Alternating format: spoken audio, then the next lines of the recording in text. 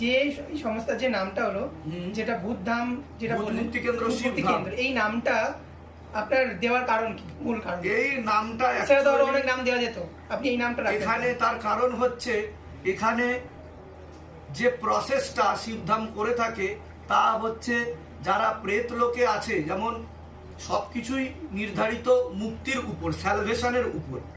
তা মুক্তি না হলে, মোক্ষ না হলে কোনো কিছুই সম্ভব হয় না, আধ্যাত্মিক চেতনায় উন্নতি লাভ করাও সম্ভব না। তো যাদের ভূত প্রেতের সমস্যা তৈরি হচ্ছে, আমি যদি বিশ্বাসী করে নিলাম যে ভূত প্রেত বলে কোনো কিছু জিনিস নেই, তাহলে আমরা ধরে নিতে পারি যে একটা পজিটিভ এনার্জি আছে, একটা নেগেটিভ এনার্জি আছে।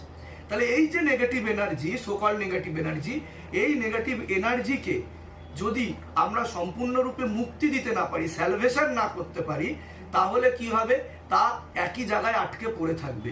তো আমরা একে মুক্তি দিয়ে সম্পূর্ণ, যে রুগী আসছেন তাকেও আরোগ্য লাভ করছি, এবং তার উপর যে অশুভ শক্তির প্রভাব ও প্রয়োগ আছে তাকেও আমরা সম্পূর্ণরূপে মুক্তি দিয়ে লস অফ নেচার, যেমন আমাদের প্রকৃতির একটা নিয়ম রয়েছে, গভর্নমেন্টেরও একটা ল আছে, ঠিক সেরকমই লস অফ নেচারও আছে, প্রকৃতিরও একটা নিয়ম আছে।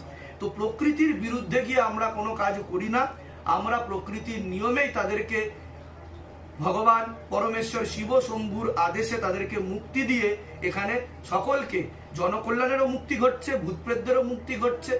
তো তার ফলে এর নাম হচ্ছে ভূত মুক্তি কেন্দ্র শিবধাম, কিন্তু আমাদের ট্রাস্টের যে নাম আছে তার নাম হচ্ছে শিবধাম শ্রী গুরু পীরানন্দ।